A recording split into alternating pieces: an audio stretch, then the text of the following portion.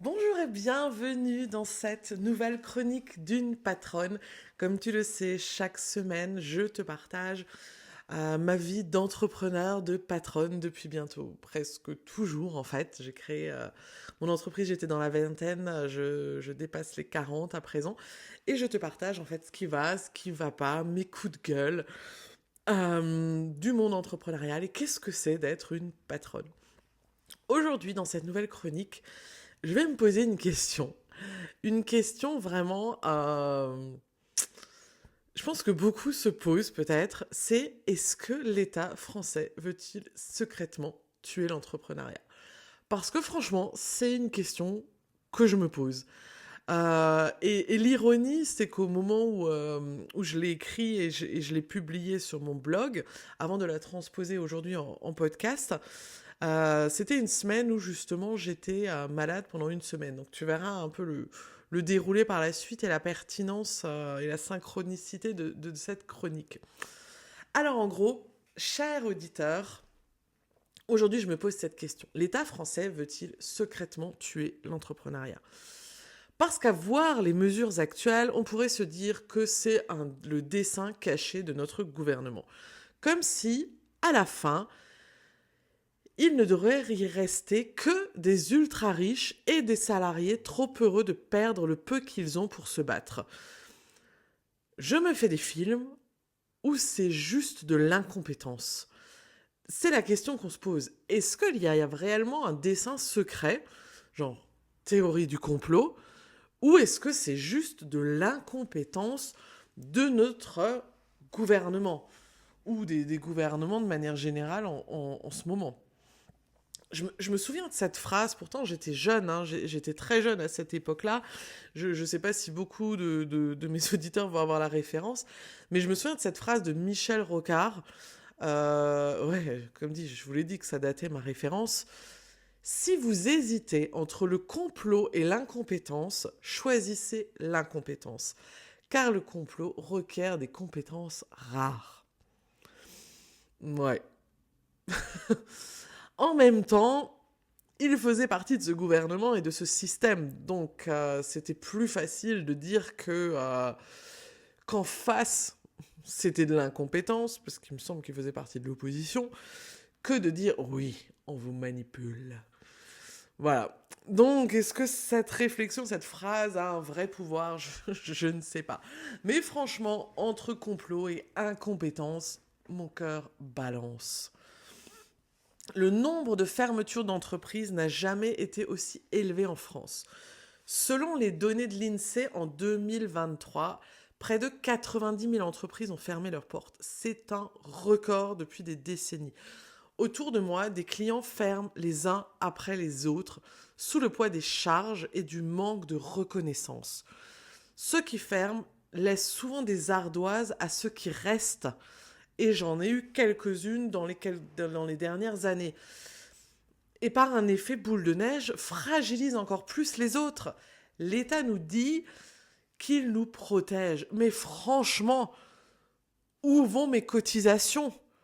Celles qui n'arrêtent pas d'augmenter encore et encore, qu'on nous pompe sans vergogne et qui nous garantissent une sécurité que j'ai peine à voir. Elle est où cette sécurité?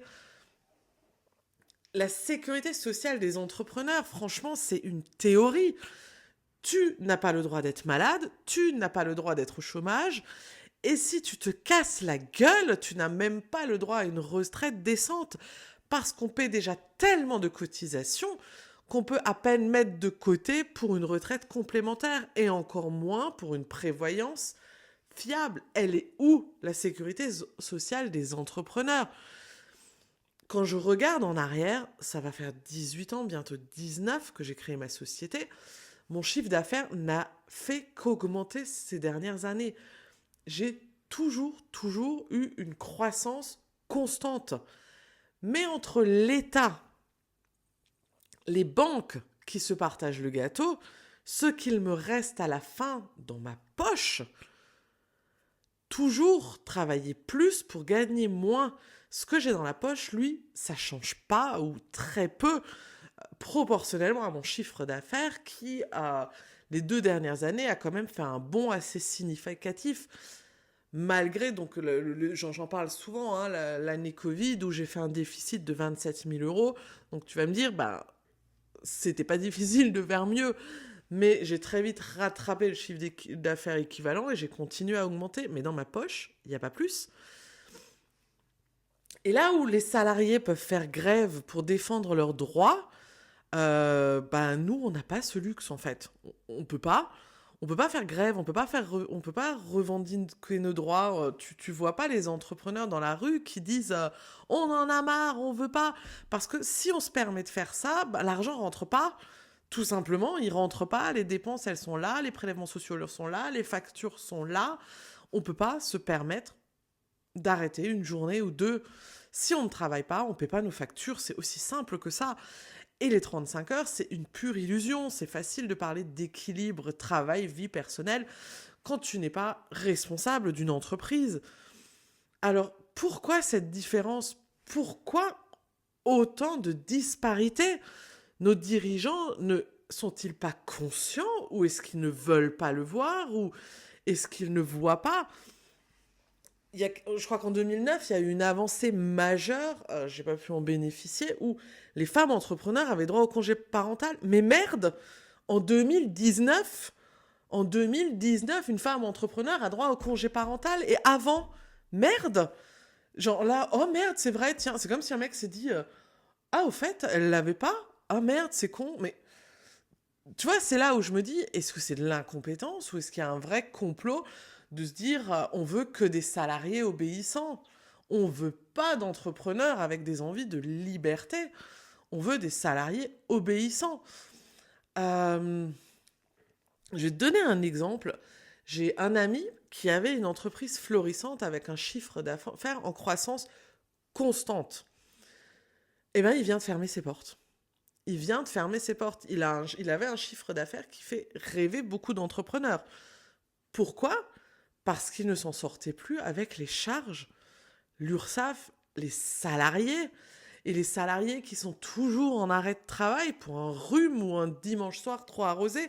Et je suis désolée, je vais sûrement fâcher des salariés en disant ça, mais c'est la vérité des exemples comme ça d'entrepreneurs qui ont licencié, qui ont décidé de revenir en arrière pour rester seuls plutôt que d'avoir des salariés, parce que des salariés, c'est un risque énorme pour l'entreprise, au-delà des charges qu'ils représentent. Les salariés, ben, c'est un vrai risque. Je suis désolée, je vais en fâcher certains, mais c'est la réalité. Pour parler de cet ami, il a fini par jeter l'éponge. Il me disait, quand tu travailles 20 heures sur 24, où est encore le plaisir? Finalement, autant devenir salarié, autant abandonner. Parce que j'ai encore fait un TikTok aujourd'hui où je montrais que pour qu'un salarié ait 2000 balles nettes dans sa poche, il coûte plus du double à l'entrepreneur. Donc cette richesse, il faut que le salarié la produise. Et ce salaire va être versé, qu'il travaille, qu'il soit en maladie ou pas. Et s'il est en maladie, c'est toi qui vas faire son travail parce que tes clients, ils attendent derrière. J'ai un autre exemple à te donner. J'ai une cliente à moi qui m'a raconté qu'à la fin d'un CDD d'1 an, d'une de ses employées, elle lui a proposé un CDI. Elle lui a rionné. Elle a éclaté de rire. Elle lui a dit, non, maintenant que j'ai de nouveau acquis mes droits chômage, je vais pas bosser pour rien. Si j'enlève les frais de déplacement pour venir et le panier repas etc., je gagne plus en étant au chômage. Je vais pas accepter un CDI. Est-ce qu'on peut lui en vouloir? Enfin, honnêtement, est-ce qu'on peut lui en vouloir si elle gagne plus en restant à la maison? Mais encore une fois, c'est des décisions de l'État qui plombent à ce moment-là les entrepreneurs qui, eux, veulent donner leur chance, employer, etc. Donc là, je vais encore entendre les employés qui vont me dire, ils ont qu'à payer plus. Mais vu le montant des charges, on peut pas. On ne peut pas. Arrêter de confondre les PME, les TPE, les petits entrepreneurs avec les multinationales. C'est David et Goliath. En gros, donc le résultat pour cette cliente, ben, elle a dû faire le travail de 2 personnes pendant 10 mois avant de retrouver quelqu'un d'autre. Le travail de 2 personnes. Aujourd'hui, finalement, elle a décidé d'arrêter. Elle travaille moins, elle baisse son chiffre d'affaires, elle a moins de clients, mais du coup, elle a moins de charges. Et finalement, ben, elle vit mieux en n'embauchant pas. Mais elle travaille moins, elle fait moins de chiffre d'affaires, c'est un choix. Et à un moment donné, pourquoi est-ce qu'on est obligé de faire ce choix? Pourquoi? Et après, je reviens à cette autre cliente qui m'a fait énormément mal au cœur. C'est que des exemples que je te donne, hein. C'est pas des on-dit, des choses que j'ai entendues, c'est vraiment des clients à moi. Elle a investi juste avant le Covid. Elle avait un business florissant et elle a décidé de développer ce business. Elle a décidé de prendre un local, un showroom, d'embaucher. Elle a investi 800 000 euros de prêt. Donc tu imagines à quel point son entreprise était déjà solide et florissante pour qu'une entreprise lui prête ces 800 000 euros. Nouveaux locaux, des employés, pandémie. Mais quelques semaines après l'ouverture, on ne laissera tomber personne, qu'il nous avait dit. On ne laissera tomber personne. Mais une fois de plus, euh, retour à la normale, les créanciers, eux, ils étaient là. Ils réclamaient leur argent. Le prêt devait être remboursé, mais il y avait ce manque à gagner pendant des mois. Elle ne peut pas l'inventer. Elle a lutté pendant plusieurs mois. Je crois qu'elle a quand même lutté pendant plus d'1 an. Mais elle a tout perdu. Parce que derrière, l'URSSAF était quand même derrière, les banques étaient derrière. Il n'y a pas de on ne laissera tomber personne.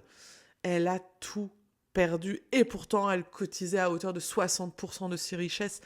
Derrière, elle n'a pas eu euh, de chômage. Elle s'est retrouvée avec rien. Même histoire pour mon client dont je vous ai parlé avant. Il a perdu sa maison, il a tout perdu, il n'a pas droit au chômage. On cotise plus de 60% à un moment donné. Il n'y a pas quelqu'un, une lumière qui peut s'allumer au sein de notre gouvernement et de nous expliquer où va tout cet argent qu'on cotise. La moindre des choses, c'est si on échoue, qu'on ait droit au chômage, que si on est malade, on ait droit à des indemnités. C'est la moindre des choses. Alors, tu vas me dire, à m'écouter parler, tu vas te demander, mais pourquoi tu restes entrepreneur? Tu dois te dire, mais pourquoi à t'entendre, c'est tellement la galère? Arrête, sois salarié. Et honnêtement, j'ai la chance de vivre en Alsace du Nord, où le taux de chômage est de 2%, donc rien à voir avec le reste de la France. Si demain je décide d'arrêter, j'ai un boulot. Dans un mois, j'ai un boulot. Quel que soit le boulot, j'en ai un. Donc tu vas me dire, pourquoi? Pourquoi je ne suis pas salarié? Pourquoi je ne décide pas de bénéficier des aides comme des autres? Pourquoi?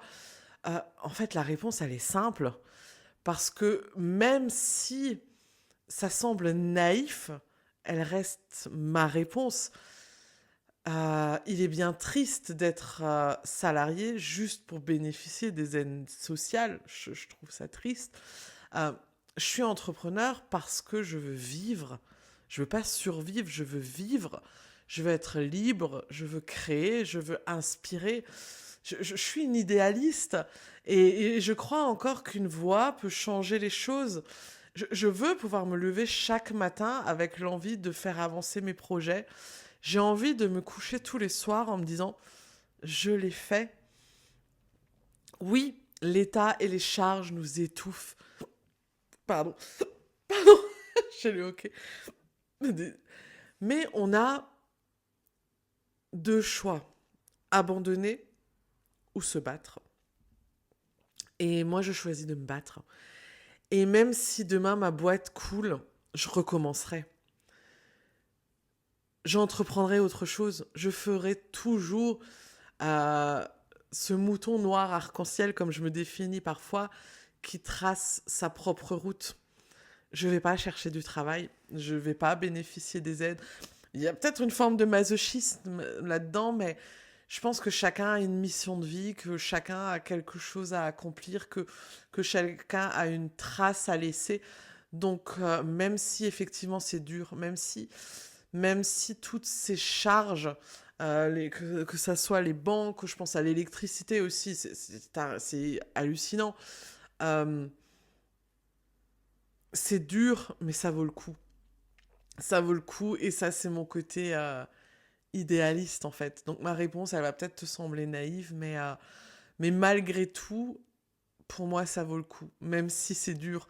Et il y a une expression, je la retrouve plus exactement, je sais pas d'où elle est issue exactement, mais plus un combat est dur, plus il y a de gratitude à gagner ce combat. Faudrait que je retrouve la référence exacte. Donc, en conclusion, le système dans lequel nous vivons semble vraiment être conçu pour nous étouffer, pour faire disparaître ceux qui prennent des risques et qui investissent dans leur avenir. Il y a une vraie inégalité de traitement entre les salariés et les entrepreneurs. Et encore, entre les salariés entrepreneurs et les multinationales. Ce n'est pas seulement une question d'incompétence ou de complot, c'est un système qui est structurellement déséquilibré. Je pense que la réponse, on l'aura pas. Je pense que c'est le système en lui-même qu'il faut revoir. Et encore une fois, peut-être qu'une voix changera les choses, et j'y crois.